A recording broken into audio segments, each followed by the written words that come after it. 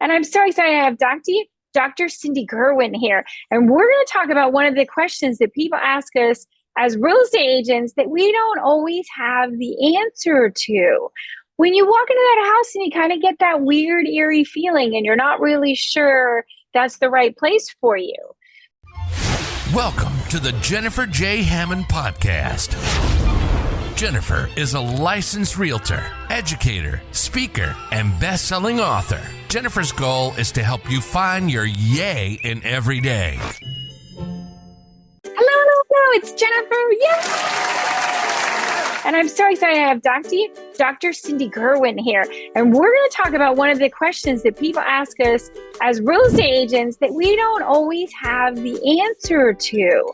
When you walk into that house and you kind of get that weird, eerie feeling and you're not really sure that's the right place for you. So, Cindy, welcome to the show. Thank you so much for having me, Jennifer. Well, I'm so excited to have you because this is something that, again, it's the intangible. You know, people come to you as a real estate agent and they might ask, okay, I want 3 bedrooms, 2 baths. And then the intangible is that, getting the either or. When they walk into a house and they're like, I don't know why I don't like it. And it's usually why I always ask them, tell me when we're in the house, if we were going to rate this on a 1, I love it, or a 3, nope, this is never going to make it, or is it a maybe? Do it while you're still in the house and you have a feeling, a good feeling or a bad feeling. And so sometimes they get a feeling and it's a bit eerie when they first come into a house. So can you talk a little bit about that? Yeah. So it might be like a little bit of a cold, drafted feeling, or like just a feeling like a presence or something. And that might be some negative energy that is present in the house. And there's some rituals that people say you can do, burning sage, saying little prayers, and putting like salt in corners of houses. I'm not a psychic, so I'm not an expert, but some people really think that works. So, yeah. Yeah, we want to make sure that a house has that kind of positivity. And right. I think it's important that no matter what, that we always look for the positive. And if a home doesn't, it's like, we a lot of times talk about a house versus a home. We want to make sure that a home really feels like a home. And one of the things, it depends on what state you're in, on whether you need to disclose if there was a death in the house. As a licensed real estate agent. And most of the time you don't have to disclose it. So when someone gets a weird feeling, I think a lot of times it is so important to look and see if this is just a right fit for you. And those are things that you need to communicate in one way or another, right? Right. I think it's up to the realtor, but yeah, I think also sometimes when the house is empty, it can feel very different than a house that's furnished. And so, you walk into an empty house and it just feels a little cold, right? Yeah, because there's nothing there. So that's another thing to remember.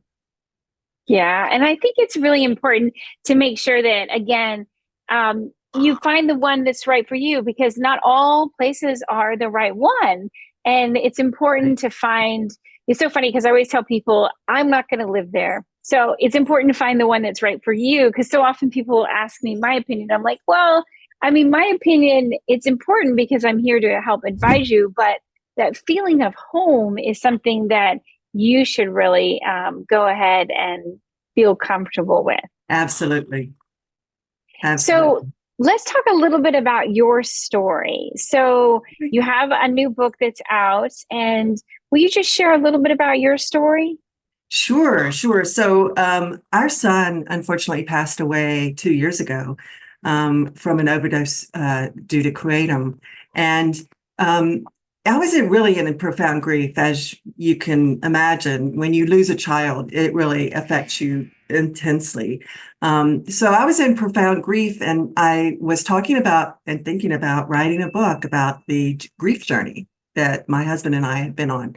And I shared that with a potential publisher, small boutique publisher, and she happened to be a psychic. And we went into a session, and not only did she suggest that I write the book, she suggested that I write the book in 6 weeks and that I do it from my son's voice, to let his voice be heard from heaven. And I said, how in the world am I going to write a book in 6 weeks, first of all? And second of all, even more, how would I ever write a book with my son, who is no longer with us? And she told me exactly how, using automatic writing, to sit down and to with full intention of writing with him in the wee hours of the morning. And lo and behold, it worked. I mean, I wasn't sure about it, but because I'd never had any psychic experience, but it did. It was like thoughts and sentences just popped into my brain, and I knew that they were not my thoughts. And so I frantically started writing them down and typing them, and it turned into the book called A Voice from Heaven: From Earthly Struggles to Thriving in the Afterlife. And he shared so much with me that was just simply astonishing. Well, and I think it's really important that people, again, as you talked about, the grief that's just unbearable sometimes, it's so important to find, I call it your art, but whatever your artistic way of working not only through that grief, but finding ways that you can help others. Yes. And it sounds like that's what you did. Yes, absolutely. After that experience, I have really turned my attention more to away from my consulting business and more to helping others in grief through the book and speaking. Also, helping to raise awareness of the dangers of Kratom, because it's not regulated. I don't know anything about it. What is it? Kratom is a tree, a plant that is grown in Southeast Asia. And at low doses, it's sort of like a stimulant, like coffee, but at high doses, it's more like an opioid in terms of the way it acts. And it's really pretty dangerous at high chronic doses. And there's not any regulation of it. So there's no dosing instructions on the packaging that are required. And it also interacts with other substances, and including prescription products that you might be on for depression or anxiety or whatever. And there's no information on the packaging about that either. There needs to be research, and there also needs to be warnings to consumers, because there's a potential for causing seizures in people who are prone to seizures, and those kinds of things that can be very dangerous. Yeah. What's the name of it again? It's called Kratom, Kratom. It's sold in convenience stores and vape shops, tea shops, non-alcoholic beverages shops. You can get it online, all legally, because it's just not regulated. Wow. Yeah, I didn't know anything about it. I think it's important, again, that you are speaking out and that you're sharing your story and that people can hear about it, and find a way to, that's the only way, I think, through anything that we do in life, that we should always be finding a way to help others. Yes. And sharing our experiences so that I want to say that other tragedies don't happen. Exactly. We are also funding research at UNC on treating addiction. It's a neuromodulation technology that can reduce the cravings involved with addiction and increase your inhibitory control to say no. And 50% of the proceeds from the book are being donated to that as well. Wow. Okay. Well, tell people where they can go to find out more about your book and about, your mission. Sure. It's my website is www.wingsofpeacepress.com, wingsofpeacepress.com.